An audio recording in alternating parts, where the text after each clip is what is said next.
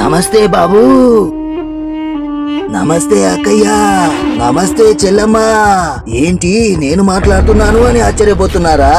మీకు మాట చెప్దామనే వచ్చాను. మీరు నా ముఖం చూసి నా మీద ఉన్న ప్రేమతో నా కొడుకును 2019లో ముఖ్యమంత్రిని చేశారు.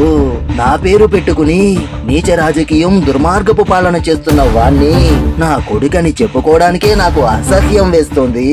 అసలు నిజం చెప్పాలంటే వాడి పార్టీ పేరులో వైఎస్ఆర్ అంటే నేను కాదు.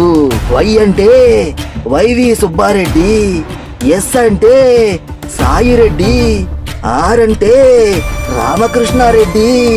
నా పేరు చెప్పుకుని గెలిచి రాష్ట్రానికి తీరని నష్టం చేశాడు.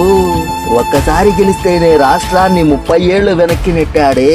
నా కొడుకును నమ్మకండి. మన రాష్ట్ర అభివృద్ధి, మీ భవిష్యత్తు బాగుండాలి అంటే ఇంక జీవితంలో వాడికి కానీ వాడి పార్టీకి కానీ ఓటు వేయకండి. By by Jagan, by by YCP. By by Jagan, by by YCP.